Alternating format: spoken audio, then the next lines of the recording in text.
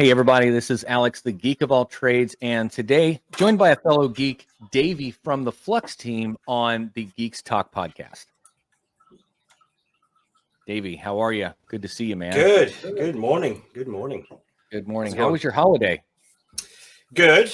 Quite uneventful. Nice and quiet. No family fighting. That's the beauty of living in North America and the family living in Europe. So it's all good. Easy enough for me. That's wonderful. All good. Yep. Good deal. Yeah, I haven't seen you since Cypherpunk. It's good to see you, bud. Time flies, right? What is it? It's we're end of November. End of November. Jeez. Yeah. So really, I just wanted to talk to you about proof of useful work. I know Dan has been pushing the December 15th date, being an alpha, or is that a beta release for everybody? It's the beta release of our Fluxcore product, which is the product that runs on the machines. That will basically be the bridge between your miners or your data center machines or whatever software or hardware you apply to it, and then with our consumers on the other end who want to utilize that machine. Awesome. So it's just the application essentially that's going to be released so people can start playing with it, get used to it. Will we be able to do benchmarks in it with our existing hardware? Yes. So benchmarking, mining, all of those things, setting up your accounts, basically getting ready for the big release, right? So here's the situation. So when I go to these conferences, and I was one in Denver last week, Supercompute, big conference, lovely town, Denver, love it. I'll be definitely going back there. And then next week I'm in Chicago for radiology conference, RSNA, the largest conference in the world for radiology. So big there. And then in January, early January, we'll be at CES in Vegas. So as you might notice, these are really the top blockchain conferences. Not really. This is pure IT technology. So this is the real deal. And the biggest issue that we're faced with at this point is people asking me, how many GPUs do we have? How many computers do you have? What's the power that you guys have? So we currently are able to showcase the cloud solution already, of course, and that's already been very well received, especially last week with the universities. They love a low budget, low cost solution like that. But we need the compute power. So that's why I kind of steered in this direction where we have everybody on board, start utilizing the software, get familiar with the software, start prepping for it. And then we also get a bit of an idea on what's available to us at this very moment. And people will be straight away be able to sign up for the next phase, which is the AI phase and the rendering phase, or basically in general, providing the compute however people utilize it. And then that's kind of the idea is that get the ground going, get the foundation up, and then we build from there. And that's kind of how we always do it with Flux is we like to build things up gradually. Sometimes people criticize us for that, hey, you release it too soon. Now it's a beta, and yes and no. I get that, but at the same time, this is iterative technology. What we're doing is a little pushing the limit on certain pieces of software, and even talking to the folks from SUSE last week. They love what we're doing. We'll be working with them as well, and we're using Rancher and such. So we're using big boy software at this point. And that allows us for things like compliances, HIPAA compliances, GPDR compliances, all of that fun stuff that the big companies will require from us, and we'll be able to provide that. So we're using really business standard on certain softwares. Yeah, and that's going to go really far in the enterprise industry more than just the miners, right? I mean, it's good that we can mine Flux and do all this stuff while we're not rendering AI, but having those compliances and standards and like an SOP almost in place is the key to have that enterprise customer base, and that's fantastic. Absolutely. I agree. I mean, it's hard to be able to release something every week or every month or give exact dates or even roundabout dates when you're really building something from the ground up like you guys have been. Yeah, but I also want to make sure that folks understand, like, software delivery it's a process, right? So you have a vision, you go from the brain to on paper, and then the reality of things. And sometimes things happen that it takes a little longer, or you run into a snag, or you have to find solutions. Definitely been the case with us as well. Or you start a vision out and it's not really the way forward, so then you scrap it and you start over. So we've been at it, me and Alex, for 2 years now, and going from vision to putting it on paper, lining everything up, finding the people to build it out, because that's another thing. Keep in mind, we're still a community-run project, so funding is not like, hey, let's throw a couple million at it. No, it's all very methodical, very thought out, and I love what we've built so far. It's been very well received. We showcased a few things already to potential partners, going from providers to consumers. And this is what really excites me as well, is that we're literally bringing blockchain to the masses now, right? So that people need to understand that when we were at SC23 in Denver, we were the ugly duckling there. We were that weird project, or that weird company that's in the corner of a thing. No, we were front and center. We were in the back, but we were in the center. So we had other big projects around us, and it's pretty cool to see that folks come by and you see their head like, and then they start asking questions, and it's really cool. So we'll literally bring miners to mainstream IT by having them provide the compute power. It's pretty cool to see. With that bridge, yeah. Yep. Yeah, and that reminds me of Mining Disrupt, where you were the only non-Bitcoin project or company there, and it's like everybody was just flocking.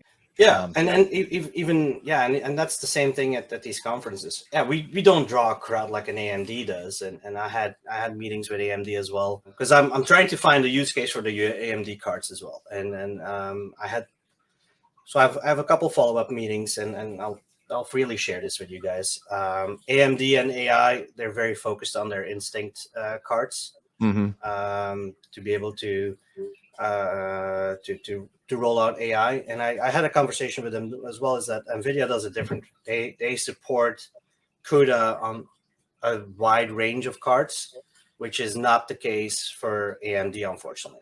AMD definitely wants to be in the AI space, and trust me, I was at the Dell booth as well, and they were working together. What was it? They were showing VR for the James Webb Telescope. Pretty cool stuff. Really? Oh, cool. Yep.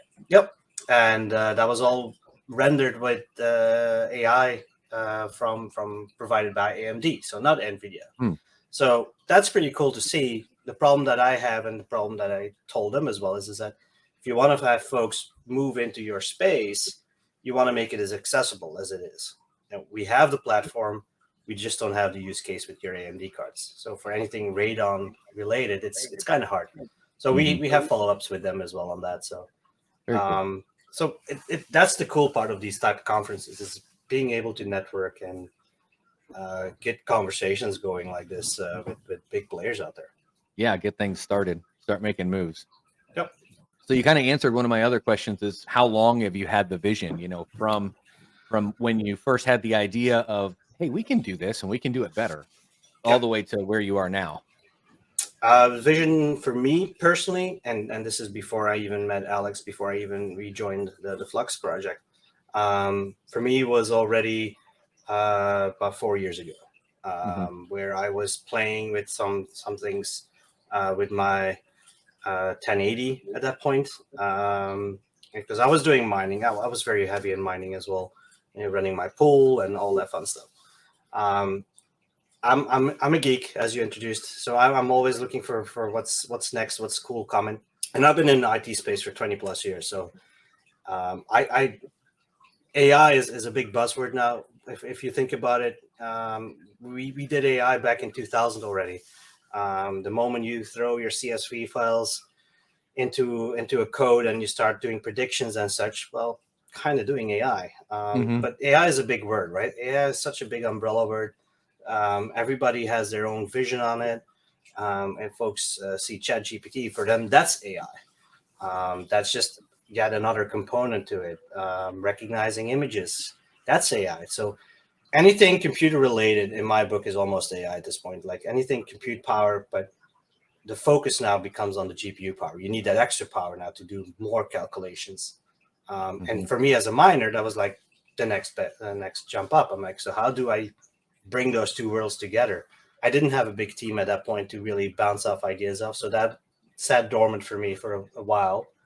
And then got onboarded back with Flux. I kind of started, and we started on this path of basically jumping from project more to industry-based type of company. And then with that came also, okay, what do we do with GPUs? And then also the entire narrative was starting to happen with Bitcoin taking up so much electricity and this and that. And I was like, well, I've been playing with this idea. And Dan was like, yeah, we've also been playing with that idea. I'm like, okay, so let's get this going. And then Alex came along saying, hey, I've got this great idea. Let's work. So it was the right time. Like seems that everybody had in around that time was like, we can do more with GPUs than just finding the next block or gaming or whatever.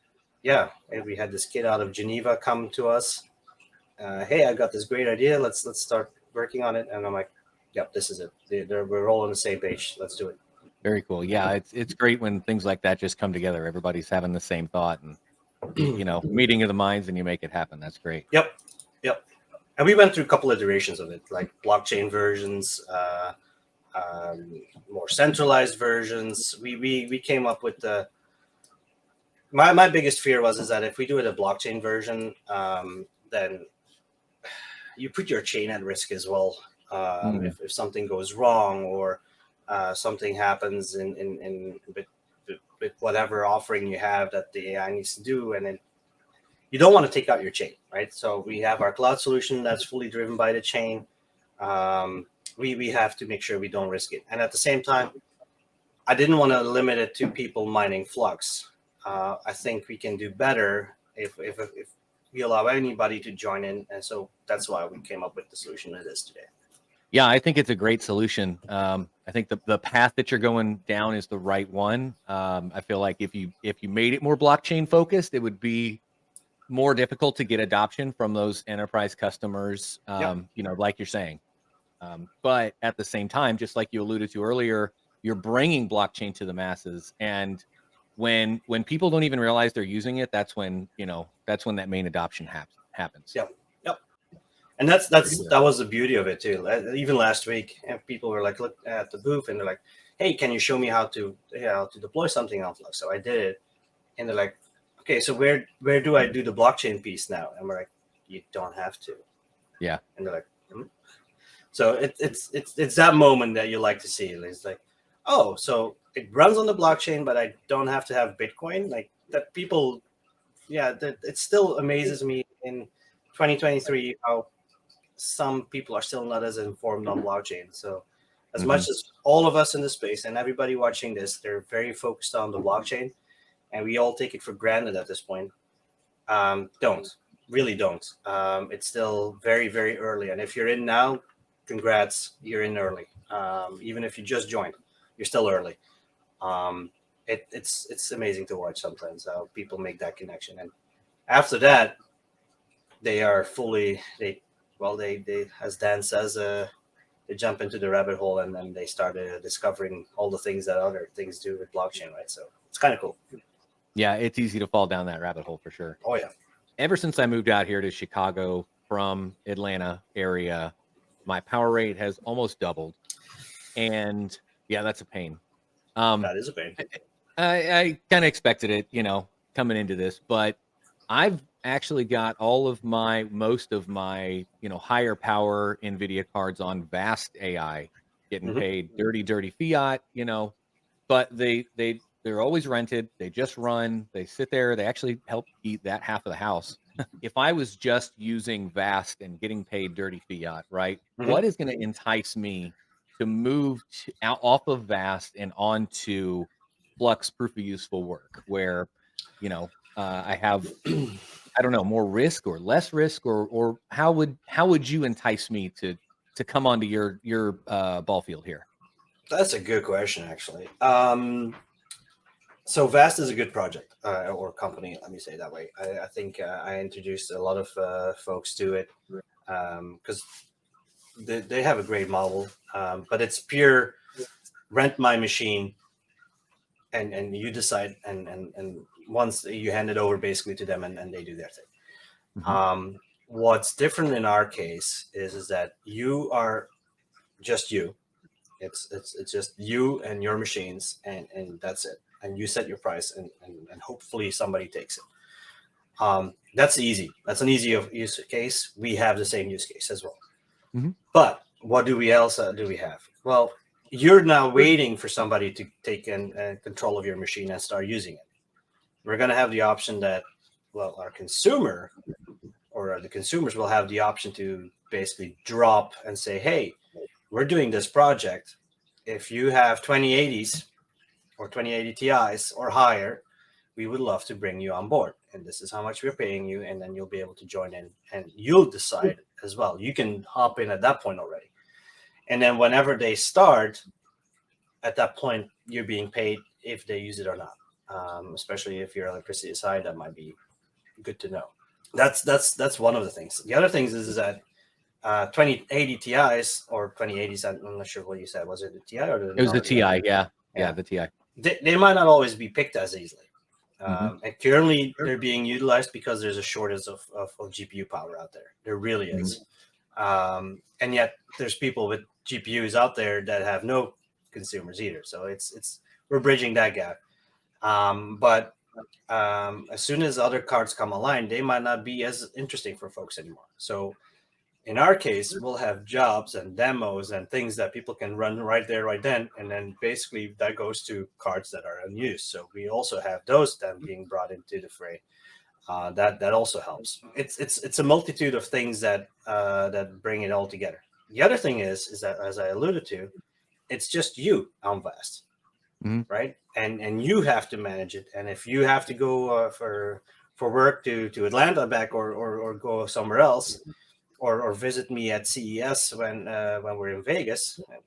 By the way, join in; it's going to be fun. And it's a massive thing. I was looking at the map yesterday. It is massive. At that point, now what? So you I don't know if you have remote control. With us, well, you'll be able to log in from anywhere. So if you have your laptop, you go to your to our page. You'll be able to log in, control your machines, all your machines, start your mining, disable your mining, turn it on for proof of use work, turn it off, and then last but not least, combine your rigs with other folks and hand out your machine to somebody else to manage. So if for whatever reason you feel comfortable with somebody like Mike from Hawk Crypto Mining to manage your machine, by all means, give him access to give him the hash, give him the password, and he can start managing your machine as well. So you'll be able to create pools of machines or companies, as we call them, or pools like in the traditional mining terminology. You'll be able to pool your resources together and provide that as well. You'll be able to pool them together and come together and join in on an offering from one of the consumers. So that's a big difference as well, is that we do it a little different. It's a back and forth relationship versus here's the machine, take it or leave it. Yeah, I like that. I'm interested to see what type of projects and large jobs are going to be put out there, to bid, so to speak, and what type of resources are going to get thrown at it. That's going to be fun to see for sure. Well, and I will put one caveat in as well, right? So this is released, right, at that point, and when that doesn't mean that all of a sudden everybody is going to jump in on ours and start utilizing us. This will gradually grow. How fast? I don't know. I hope it's going to be fast for everybody's sake, for those providing and those using, because I want those. That's my biggest thing. That is that I know for a fact that there's a lot of researchers out there that need the compute power that don't have access to it. So I hope they can find us fast. That's why we're already at these conferences. We're literally talking with the researchers. And I'm literally doing that next week in Chicago as well. I'm talking with the folks who are going to be using our system, your system. Be reasonable. It'll grow. Vast has been out there for a long time too, but it took them as well a bit to get traction and familiarity. And the other thing, the difference with Vast and us is that Vast uses Docker. We'll be using a version of Kubernetes that's government approved. What does that mean is that it's already gone through the regulation, auditing, and all that fun stuff, and it's something that SUSE provides as well. So we've been working very heavily with them in the space to back and forth with communications with them. So you'll see more from them as well coming about us. You kind of alluded to this where, like in Vast right now, I've got to set my price. I've got, a 3090, and I got to go out there and do the research and say, oh, they're going for about this much per hour, and I'm going to try to do it like this. And if it doesn't get rented in the first day, I bring it down a little bit, try to entice people like that. Is it going to be a similar scenario where it's a guessing game? Are you going to have like a standard, or if I've got a 3090, this is how much I'm going to get paid using it? How is that going to work? You'll be able to set your own prices too. So you'll have that option. I don't want to come into that situation where somebody is always going to underbid you or do stupid things and say, hey, you can have my 3090 for $0.01 an hour. There will be some, we have planned to have some type of limitation on there that, yes, you can go lower than your competitors out there, but you can't go over like X amount of percentage. So that it's now, there's a little bit of control for everybody out there, so that it's not ludicrous either, right? So that it's that, like I said, that you don't sell your 3090 or your 4090 for $0.01 an hour, because then we're not protecting you either. You might have meant $1 an hour or 10 cents an hour for all I care, and you just mistyped. I hate to see that. So, and especially if you then get into a long contract with somebody that takes it up for a few months, now what, right? So we tend to make sure that that's all still in controlled in certain ways to protect everybody, consumers, and of course you, the providers, first as well. Good. That's good to have those bumpers in there, so we don't have that race to the bottom. Yeah, and that's what kills it for everybody. Let's be honest, right? So consumers will be very happy, but they also start questioning things at that point, right? So how trustworthy is it, and such. And then the next question you're going to ask me is about the fees. I know Vast charges a little bit of fee, and that's the beauty of if you're the only provider out there at this with this type of offering. You set your own pricing at that point, right? So and you kind of heard. So that's also the something you have to think about as a provider. If you set really low prices, and the software that you're utilizing or the marketplace that you're utilizing, they're going to start messing with the fees to basically make sure that they're still afloat. So you don't want to go so lowballing that everybody basically loses in the end. So that's something we don't want to have happen. Regarding fees, will be it will be different than how Vast does it. It will be less, and then there will be initiatives as well and incentives to even get less fees if you do certain things. If you're an institutionalized company, if you have KYC, I know KYC, ooh, bad. Or if you don't do KYC, if you don't do KYC, the fee will be higher. If you do KYC, the fee starts dropping, and then if you're institutionalized, so if you're a really, really big provider or a pooled company, hint, at that point, then the fee will be even less. So that makes sense. I mean, you got to pay the bills. Their fees are fees. That's just how it is. We have to pay for development. We have to pay for to make sure we're working on the next step. We have to get paid for the last few years of my thinking cap and the work that we put into it all. And getting into these conferences, I can tell you they are not cheap. Holy smokes, they're not cheap. And flying into it, setting it up, get the booth itself, all of these things. And again, we don't have the big VCs backing us, so we were very careful on how and methodical on how we do these things.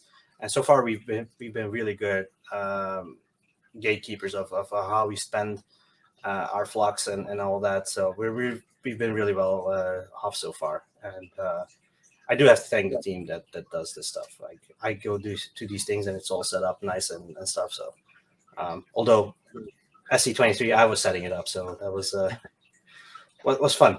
Okay, so tuning and optimization.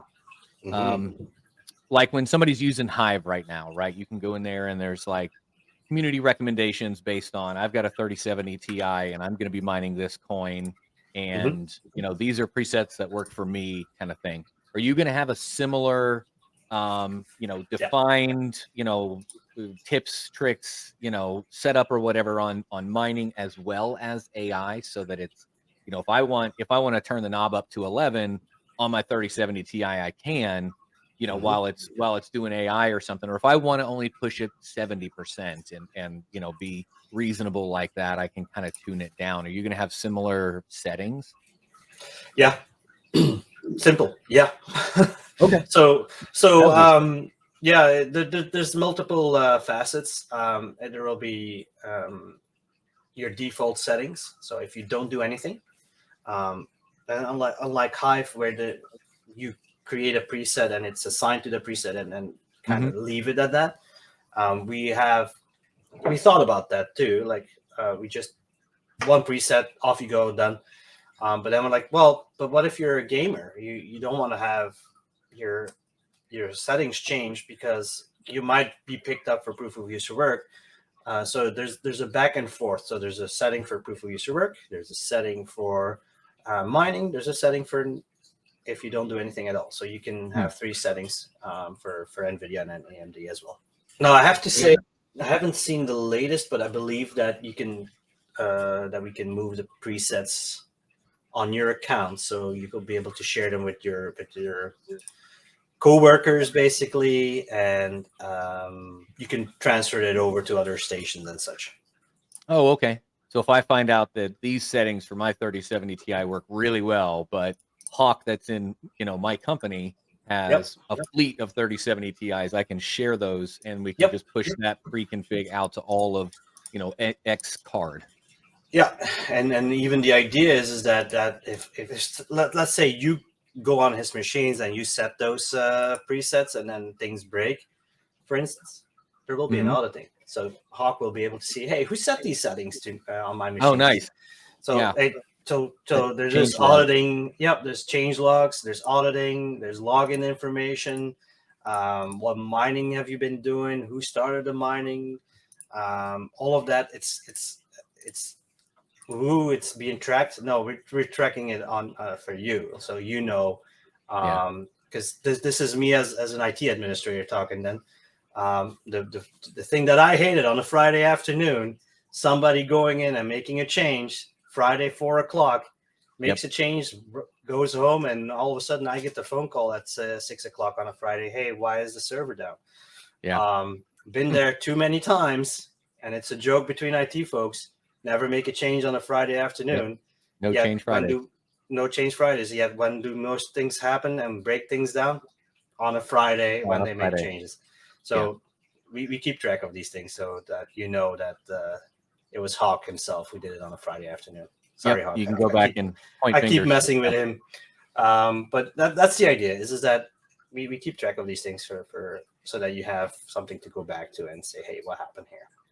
Right. And it's a teachable moment, right? If you can go back and see that, okay, well, these settings broke all the things, you know, what, you know, you can go back and fine tune it and whatnot from there. Yeah. So you can go back to your profile, say, okay, that was not the smartest thing we did. So let's go back and change it up.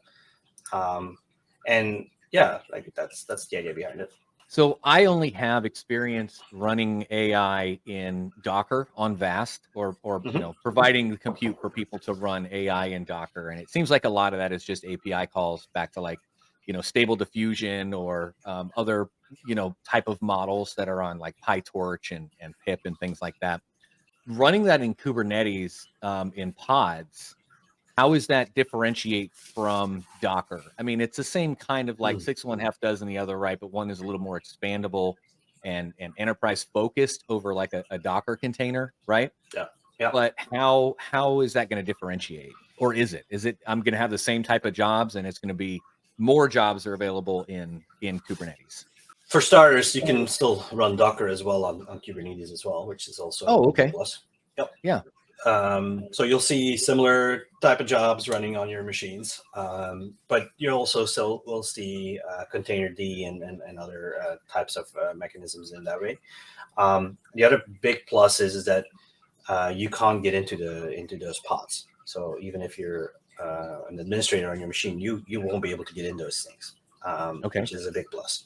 Is that good? Is that bad? It's good because if you do anything medically, you should not be able to get into that data, period. Yeah. So that's happening.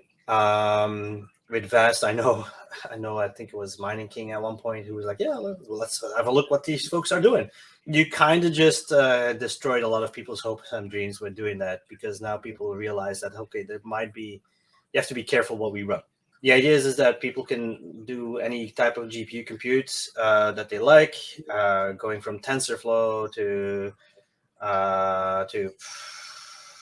text to imaging, running Llama model base, whatever new models that come out, run ChatGPT type of things on your machine, and providing the key in there. So security has been a big thing for us. Even though we're decentralized and everybody has their own type of settings, we want to make sure it's as secure as possible, and we want to be able to cluster things. Again, pooling machine power together. Providing an entire cluster, such as like what Amazon does to their end users.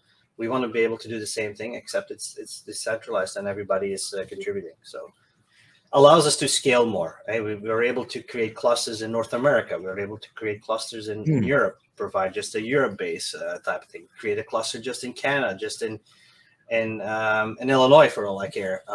So that if we need to, we'll be able to. And that's the beauty of the clustering that Kubernetes offers. Yeah, that's going to be huge, having that like geo-based because laws change over the lands, right? What's legal in the US may not be as legal in Europe, for example. So that's really cool to see. So I wanted to talk about the roadmap a little bit, if that's okay too. Sure. Yeah. Well, let's talk about, let's see, Q3's done. Let's look at the Q4 roadmap. So FluxDrive Pro, what is that? Good question. So basically, FluxDrive Pro is our more enterprise offering of FluxDrive. And FluxDrive has been live for a bit now, but not really heavily used. We haven't really promoted it either. I'll be very honest. But Pro is basically our implementation of IPFS. Wow. On Flux. So we basically are working with a couple folks out there. I think one of them is Hypercent in the Cadena space, who will be utilizing FluxDrive Pro for their NFT offerings. So basically it provides APIs and such for folks to be able to securely go back and forth with their NFTs in this case, or any other medical type of documentation that we want to be able to offer. It's also going to be our solution for folks who want to go into proof of user work, to drop data in there that we can then leverage and utilize. And we're also working with folks in the space like Storj and such to provide even a larger offering as well for the Drive solution. So being a storage level in that Web3 infrastructure, is that going to be something that you'll be able to open up to me as a provider that wants to, I've got a SAN, I got a 36 terabyte, all flash SAN, or I've got 100 terabyte, spinning Rust, SAN that I want to be able to provide, because it's sitting around doing nothing. I might as well do something while I'm doing nothing, right? And get paid for it, and get paid in Flux. There's two ways. You provide it with your proof of user work solution, where you provide the extra storage right there, right then. That might be something that folks might be really interested in, especially if they're doing a large data set. To give you an idea, a CT scan, it's about a gig big. If you do 1,000, now you need a terabyte worth of data. That's only 1,000. When we do medical research, we're talking at least 1 million studies to go through. So just to get a baseline, a simple baseline, and we're not even talking the full-blown calculation. So providing that storage that way is going to be a big thing. The other way is providing it via the Fractus offering that we have. We do the Cumulus ones already. We'll be expanding that in the next little bit as well to the Nimbus and Stratus out there. And then, of course, if some of you might have seen already, but in Fluxcore, you'll be able to stand up your node in there as well. So we will bring that there in there as well, so that we bring those two worlds together and provide that offering in there. And that allows folks then to utilize it going forward in their NFT space, or if you want to kind of more like a kind of a Dropbox kind of look and feel, that will be there as well, because you can just drag and drop. And to give you guys an idea, I use it for now already as when I have to send in decks or I'm talking with partners or potential partners, and we have to move things. We already started using it ourselves to provide data that way to other folks, and then they get a hyperlink to download the files. Yeah, it's like a decentralized OneDrive. Yep, basically. Nice. Yep. Yeah. I'm definitely interested in that. I've got a bunch of storage, raw storage that's sitting around that I got into when Chia was a thing, right? And now, yep, we actually met with Chia. They were actually we had some representatives that were at SC23. They didn't have any booths themselves, but they were there, and we actually talked about GPU compute. So they're actually one of their side projects is going to be utilizing us going forward. But yeah, we met up with them. We talked about how they were doing their chain with the plotting on the storage and such. At these conferences, the people you meet sometimes, even unexpectedly, so because we had nothing arranged to meet up or something. So the next on the Q4 list is the referral program. What's that all about? So the referral program is that I got a business dev team. So what our team does is we reach out, we make connections, and we try to get the word out about Flux and what we do and such. Get partnerships going, get customers going. But we're a small team. So one of the things that I've been advocating for a while now is getting a referral program where we basically say, hey, you bring us customers. Thank you. You put in the legwork. You did the work. You promoted us. You got folks ready to try us out. You should be rewarded for it. One of the things that myself and Dan always preach is that you can mine Flux with your mind as well. Yeah, I know folks. I have folks in the UK. I have folks in Switzerland outside of Alex. There's more than just an Alex in Switzerland that are looking at Flux and trying to get folks to utilize it. I have folks in Turkey. I have folks who are trying to get WordPress going with their communities. So there's a lot of folks out there who are promoting Flux out of the kindness of their hearts, which I really appreciate. But at one point, I also feel like if you put all that work in, you should be rewarded for it. And at this point, I can do that by sending a lump sum of Flux, but I kind of want to have that automated where you can just say, hey, if you use my code, that sounds so YouTube-y. Use my code and such, and off you go. But no, I want to have people rewarded for the work they do. And the referral program will be that. It will be for proof-of-use work. It will be for the marketplace. So yeah, you'll be able to make a little bit of Flux on everything that people deploy if they use your code, basically. Awesome. And guys, my code is going to be down in the description below. Yeah. I'm just kidding. Maybe. Not yet. Not yet. Yeah. But we have to overcome a couple things. And there's a blockchain to take into account. And I'll be very honest, the focus is a little bit more on proof-of-use work delivery at the moment. Right. And some while our regular offerings keep being improved as well, I believe it was this week actually that we allow you now to dial into your Docker and have a terminal into your Docker and do your thing there So you can go into the logs, you can see what's happening in the back end to see what's really happening, right? So there's a lot of improvements being done there as well. So, but referral is a big one that I definitely need to grow the business. What about this next piece here, the Flux carbon footprint? Yeah, so Flux carbon footprint. So we are engaged with some green thinkers, as I call them. So folks who are trying to keep an eye on the planet for all of us. Our big challenge is, and that's also why proof of user work came to be, is how do we lower our carbon footprint? So we're basically implementing now run till death. And instead of having the GPUs being thrown out or basically just tossed aside and people buying the latest and greatest, we want to give those those GPUs a second life. Mm-hmm. And so that's also kind of what we're trying to do with proof of user work is getting those things back into the fold and provide them to folks who can utilize them. So so lowering our carbon footprint is definitely been a thing, and we've been doing some initiatives as well. We had some initiative in San Francisco in the beginning of the year that we're still working with, that myself and Alex attend virtually because we don't want to be flying for that type of stuff. So yeah, we're trying to make our we're trying to do our part is basically what we're saying. And there's already a website out where you can track our carbon footprint at this moment as well and such. Oh, cool. Yeah. Okay, so moving on to this next piece, the Flux Marketplace V2. What's this about? I didn't know there was a V1.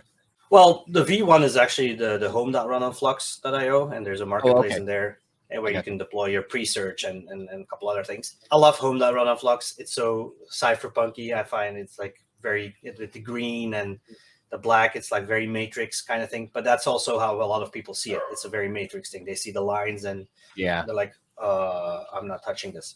I'll be very honest. The very first time I had to deploy my own thing on Flux, this is 2 years ago, and I was like, no, I cannot. We cannot use this for everyday usage. Like if somebody who stumbles on our site, who is willing to deploy something and has then to basically get a PhD in how to deploy something, that's not going to fly. And the marketplace is similar to that. It's in the same field. Titan is in there. It's developer playground, and it's very much developer thinking there, which is fine, except your everyday user is not going to be able to do that. So one of the initiatives that I started 2 years ago was Jetpack, where we basically made it more easily available and more user friendly for folks to start deploying. It was a good start. It was not, but it wasn't far enough. And the marketplace was still not available at that point either, or in that capacity. And so with proof of user work, and I know I keep saying proof of user work, but a lot of initiatives get driven by a big project in a company, right? So one of the things that we've done with proof of user work is create a new look and feel. And one of the things with that is that everything will look and feel the same way, but also in a user-friendly way. And the marketplace also went through the same motion. If you log in, you probably won't even sometimes notice that you're in proof of user work or in the marketplace. It'll all look and feel the same, makes it easier to navigate, and there will be options to pay with fiat. It'll guide you through the process. So if you say, hey, I want to deploy Jupyter Notebook, and I want to do just some CPU compute power, and I want to just do it very cheaply or inexpensively. Sorry, I shouldn't be saying cheap. Inexpensively. You can it's a couple steps. You go through it and you sign off and you pay, and that's it. And you'll be able to pay with dirty fiat. That will settle then on Flux on the blockchain. We will be integrating a certain thing as well with a North American provider as well. The base has been laid out, if you catch my drift. And then you didn't catch it. No, I didn't catch it. No, what is it? Come on, spell it out for me. So we're working with Base to get Coinbase Pay going as well. Oh, okay. Oh, wow, wonderful. So no, we're working with them. We got CryptoPay, Crypto.com already as well integrated, and of course, last but not least, we'll have Stripe going again as well. Awesome. We had Stripe working on Jetpack at the beginning of the year, and then they were like, "Oh, you guys are a crypto company, so let's cancel your account." And we're like, "Wait, what?" Wonderful. So we had to work with them, get that all sorted, all the regulatory pieces. Oh, there's so many regulatory pieces. You have no idea. And Lots of red tape. And yet it's still the wild west. Because getting clean answers and clear answers is not easy. But yeah, we're working with certain folks out there that do this already. So yeah, you pay with Crypto.com. You'll be able to straight away use Flux. With the Coinbase Pay, you'll be able to use USDC, USDT, whatever they offer. You'll be able to basically purchase it there as well. And there will be, last but not least, with the marketplace, there will be a single sign-on feature. So you'll be able to use your same account on proof of use work, but you'll also be able to use it on the marketplace, et cetera, et cetera. So a lot of user friendliness is being introduced into our offerings, making it easier for folks to utilize our software. And then again, last but not least, you don't even need to know you're even using the blockchain at that point. That's important. Dan uses the example. I use the example. But if I use my credit card and I pay for something, I don't want to know the mechanics behind it and all that. I just want to be able to pay and fuel up my car and go again, right? So it's the same thing. I want to just run my WordPress website and just go again. So that's the things that we want to make it as easy as possible for folks to utilize. So I think we all pretty much know what parallel asset snapshots are. I mean, if you're watching this for the most part, you know about Flux and who they are and what they do and their history and whatnot. But for those that don't, Davey, can you just give your elevator pitch of the parallel assets and their snapshot? Yeah, it's a question that comes up actually rather often. Parallel assets is basically Flux coin that exists as a token on other blockchains out there, such as Ethereum, Solana, Ergo, Cadena, and soon enough Bitcoin as well. So it allows us to basically bridge between other projects. And there's exchanges out there that have integrations set up with certain blockchains already, so it makes it easier for them to utilize or introduce Flux, for instance, on their platform. We've had literally just the other day Adamant, which is a messenger platform, so you can actually use Flux now on a messenger platform as well. Again, because we were easily integrated with Ethereum, they were able to utilize the Ethereum token on it. And the beauty of it is as well is that you can move that Flux from those parallel assets back to the native one and back to a chain like that one. You yourself are able to stand up liquidity pools on those type of chains, so you can trade with them on those, whatever you like to do. You want to build a contract and pay out people in Flux? Well, take your pick. You want to do it on Ethereum, you want to do it on Solana, Binance, or Binance. I don't know how you pronounce it these days. Apparently there's a bit of a controversy around that. There's some things going around. I've always called it Binance. Yeah, me too. But apparently people call it Binance too now. So that was new to me. Oh, wonderful. Yep, but yeah, you can have Flux on all of those chains. You can use it, and that's it. So the last snapshot, the last one was actually October 31st. So that was the very last snapshot we did, and we will be doing. There will be no more snapshots, unfortunately, going forward. All the 10 parallel assets have been set, and that's it. Okay. Does that mean there will be no further parallel assets? No. we can still create new parallel assets, but we cannot increase the amount of flux that ever can exist. So that's always 440 million. So that's it. There's no more, and there will be no more than that going forward. And then finally, for the Q4 roadmap, Project Java. What is this? No, I'm not disclosing that just yet. That's oh, come internal on. But work. it's on the roadmap. I know it's an internal work okay. code. So all right, stay tuned. No leaks. No leaks. No leaks. Well, I give you a big one already, so you're covered in that regard. More leaks. I need more leaks. I won't go as deep in asking on each of these for your Q1 because you've got you've got a roadmap all the way out to quarter this time next year, which is pretty cool to see. Well, we try, right? So you need to have a vision. You need to lay it out. Doesn't mean that everything will stick to that particular quarter. No, things move, things transition, things happen. Literally this week, I made a connection and a potential partnership that will make some changes. So there's always things happening that sometimes make us divert. Even deadlines that have to push back or even brought forward because of certain things. So that's just business, though. I mean, that happens in all industries, not just crypto. And it's definitely not just Flux for sure. There's plenty of other projects that push back deadlines, miss deadlines, scrap deadlines, scrap projects and shit completely. So yeah, it's just a way of business sometimes, right? So where's the interest? Where's the demand? And things happen. Yeah.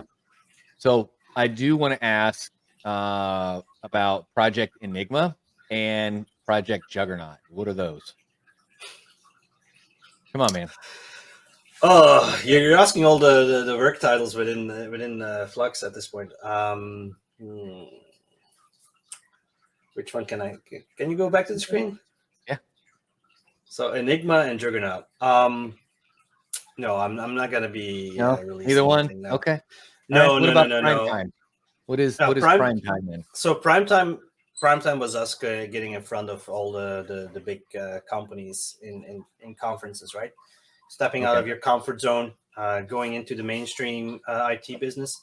It's you're the ugly duckling in the room, right? So you're literally having to fight an uphill battle when you go to these type of conferences. But we wanted to do that. We felt ready for it. We knew we had something, and we were right. There was two things that could happen. Either we would be left out of these type of conference and we would never come back, or people are interested and actually willing to have the conversation. And it's to no surprise to us, it's the latter. So people are interested. It's been good. So Primetime is literally us being at all of these big conferences, being able to have conversations with the big players out there. We already have, but getting the name out. We're still a blockchain project, and as much as people think everybody knows Bitcoin, as I said earlier in the conversation, that's not the case. People know crypto, and as far as they know crypto, it's the name Bitcoin, and that's about it. So we have to be out there. We have to showcase that we're an IT company utilizing the blockchain to everybody's benefit, educating them, and Primetime was the start. Mining Disrupt, Consensus, Bitcoin Miami, SC23, and then next year we'll even ramp it up. Right, we'll do CES. We'll go back to SC24 at that point in Atlanta. We'll be doing. We'll still be doing blockchain conferences as well. I still think we need to stick to that as well. It's not because we move on into more of a traditional IT space that we then have to say goodbye to the blockchain. No, like I said, we utilize the blockchain. We literally build on top of the blockchain. We have to make sure that we keep that base also nurtured and fed. And so we will definitely be at all the blockchain ones as well. But yeah, to the point even that I'm starting to think that I might not be able to do all the conferences because there's so many. So we're going to have to find a way to expand the team, to have folks basically with the same passion as I preach Flux to do the same thing at a booth. And that's it's something. You have to be strong in your shoes. I've been pushing Alex because Alex joins me on a lot of these, and Alex was very nervous to do these things at first, but we did it, and we made good progress, and he's now talking with folks that sometimes he doesn't realize. Last week he was talking with the NSA. He had no idea. We had Missouri in New York, where we're 2 streets away from Wall Street, where we're talking with investors and folks who are doing, again, market forecasting, stock forecasting. Well, what's the trend going to look like, and all sorts of things. Next week it's a medical conference. Primetime is us being in front of people, preaching Flux. And I think we might even see more mainstream channels as well at one point, where you'll see us or see somebody from the Flux team on a news outlet, for instance, and we're talking about why this stock went up or why Bitcoin shut up, and then you'll see somebody, and then you'll see Flux underneath under the title. So we'll be doing all that type of stuff as well. If you need a brand ambassador, I'm all about some Flux. Sure. You know how to get a hold of me. Yep. Well, that pretty much concludes all the drilling and questionnaires that I have for you today, Davy. I almost called you Jefke. I'll brand those two together. I'll call you. It's funny. Yeah, JV. Okay, sure. It's funny because I sometimes have people come up to the booth. I literally had one last week, and hey, Jefke, I'm like, hi. Oh, it's such and such from the Discord. I'm like, oh, okay, now I know who you are. But yeah, I know it's funny, right? Because my face is on YouTube and such, so people recognize me, but I don't.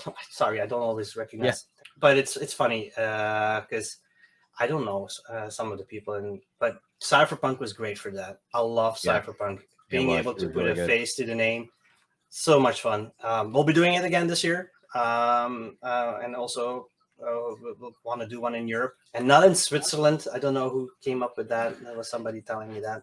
I personally have my 2 favorites are Antwerp in Belgium, and that's because I'm Belgian and I want to go drink some Belgian beers again. And if I have to make a sacrifice, I will do Prague because they have good beers as well. So there you go. Oh darn, Prague! Like last week, we had folks from NASA at the booth. That was pretty cool. And I went to their booth and I was just sitting there. I'm like, why are you looking at us? Like the things I saw last week, it's humbling sometimes too. But I know we're on the right track. And folks like that who are interested, University of Berkeley, we had University of Leuven out of Belgium. We had University from Denver itself. All sorts, Tokyo, everybody was there from the universities, and we all had them over and I got so many follow-up calls that I still have to go through. Again, I only got 2 hands and the team. We'll plow through them, but it's we're busy. We're busy. And looking forward to 2024. It's going to be fun. And you'll see Bitcoin going into a bull market, I'm sure. So only way is up in my book. Davey, thank you for joining today. I really appreciate your time, letting me pick your brain and go over all of the things that Useful Work is coming out with and Flux has, in the timelines, and I have a lot to look forward to, that's for sure. Thank you. Absolutely. You're welcome. Thanks.